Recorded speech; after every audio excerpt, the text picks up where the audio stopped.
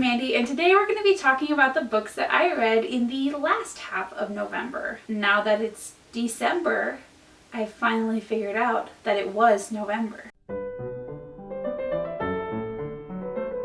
I've taken a little bit of a break the past couple of weeks. I honestly don't know why. I filmed my mid-month wrap-up at mid-month and I only posted it like a few days ago. I don't know why. I just didn't feel like editing it. I didn't do it. I didn't get on YouTube. But we'll see. I think I'm back. And I am definitely back here to tell you all about the books that I read in the last half of November. But first, we'll throw out some stats from the whole month. As a whole, I read 22 books this month. I'm not even going to say anything because I feel like I'm just getting repetitive when I talk about how I can't believe that I read that much. It's old news at this point. I listened to 3 straight up audiobooks. I read 8 physical books, and then there were 11 mixed books where I read both formats. And my average rating for the entire month was 3.8, which I think is not so bad considering there were some books this month. The first books I'm going to talk about is a series.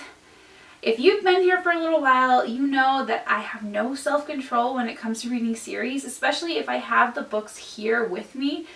I just can't help myself and I read them all within a week. And that's what happened with this series. It's heavy. I'm only going to hold them all up once.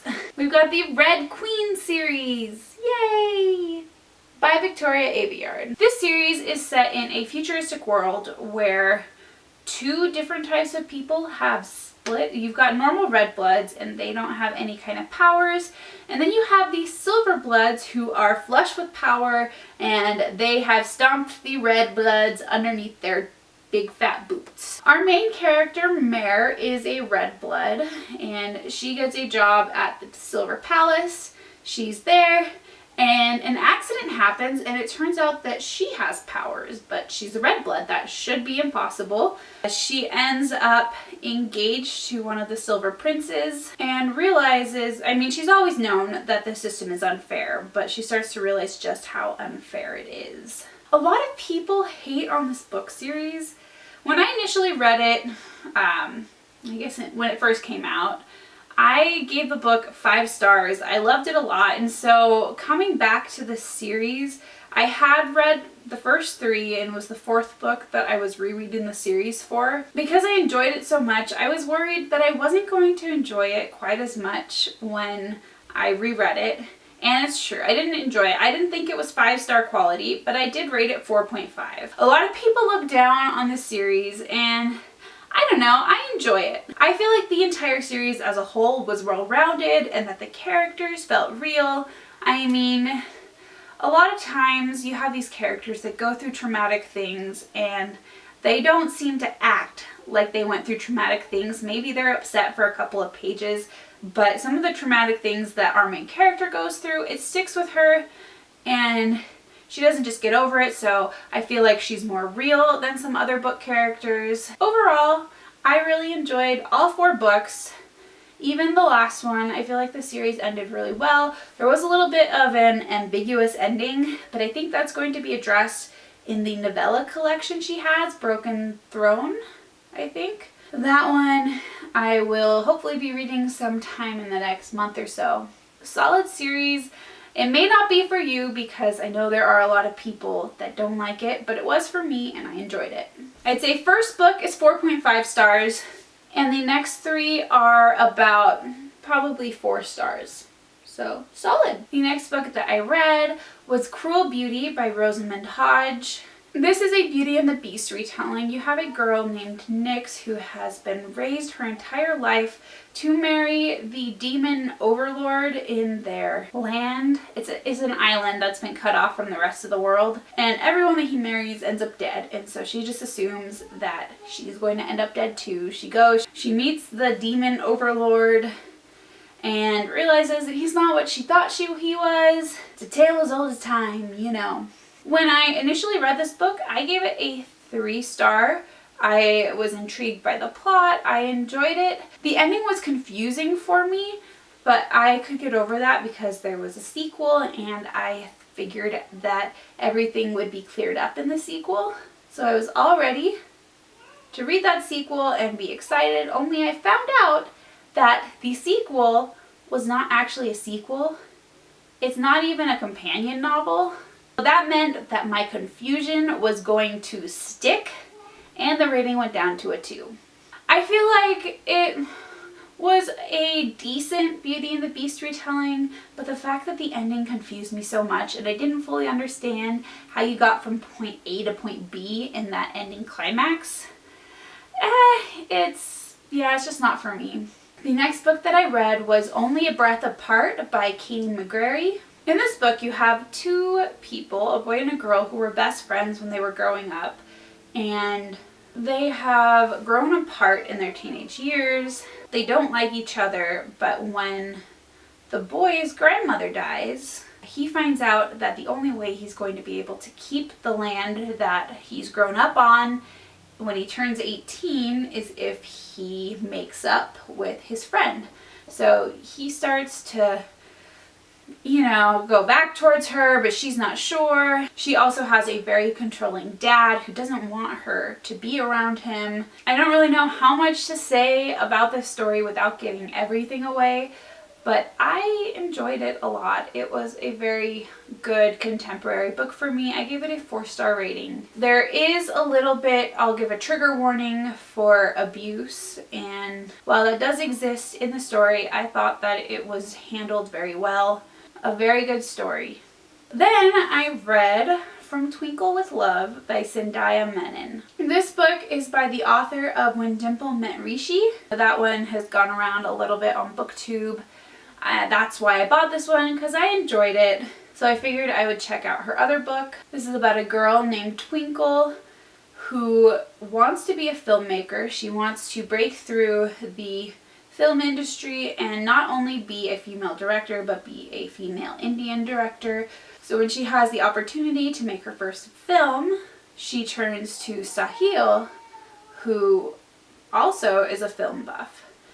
She doesn't know this, but Sahil has had a crush on her forever, and he's so excited to finally have his chance to make a move, only she has a crush on his brother. She starts getting anonymous emails from an admirer. She wonders who it could be, and yeah. So this was a good contemporary book. I feel like Zendaya Menon's really big strength is getting me hooked into a story that I didn't think I would be hooked by.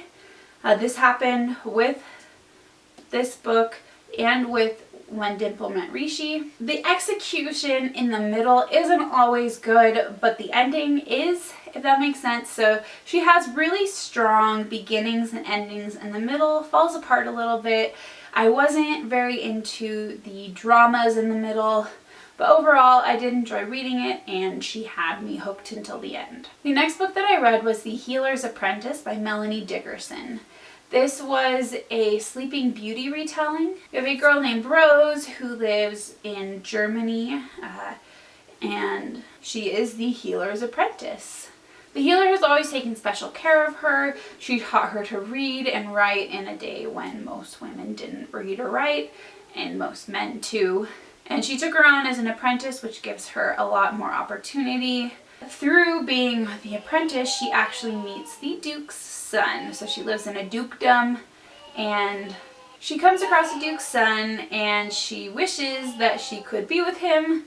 Only, one, she's a peasant, and two, he is betrothed to a girl who has been in hiding her whole life.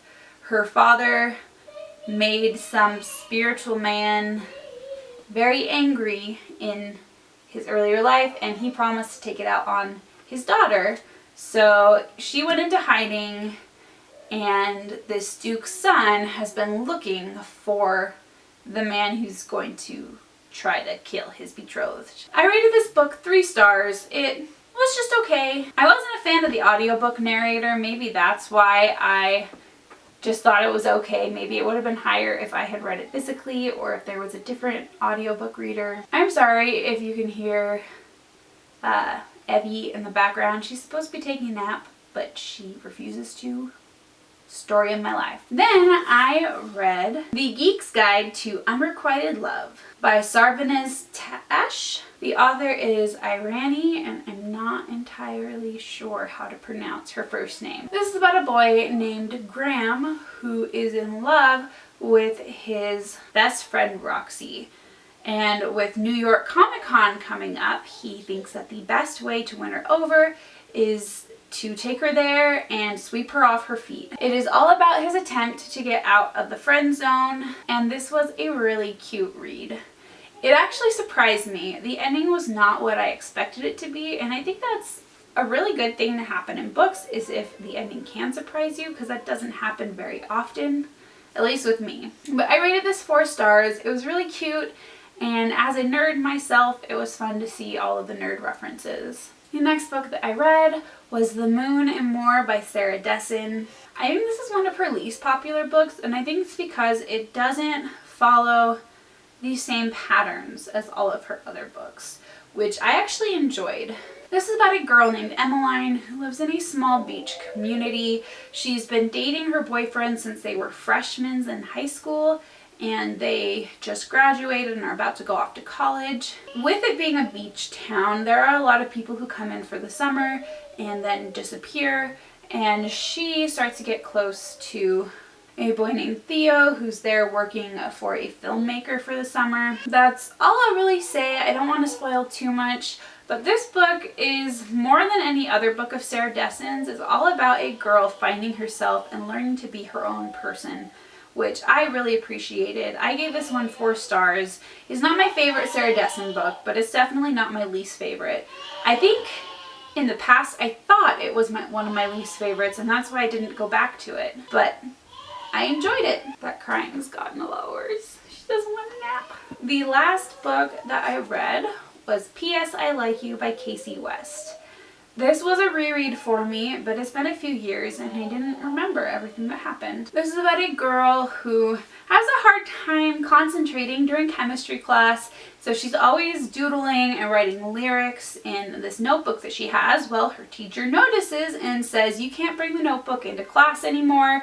You have to have only one piece of paper out and stick with that." So in an attempt to not go crazy during chemistry, she writes the lyrics to a song that she really likes. It's her favorite band, but it's a really obscure band that not a lot of people know. And the next day she comes into class only to find that someone has written the next line in the song down. And she is amazed, and so she starts writing back and forth with this person. She eventually finds out he's a guy.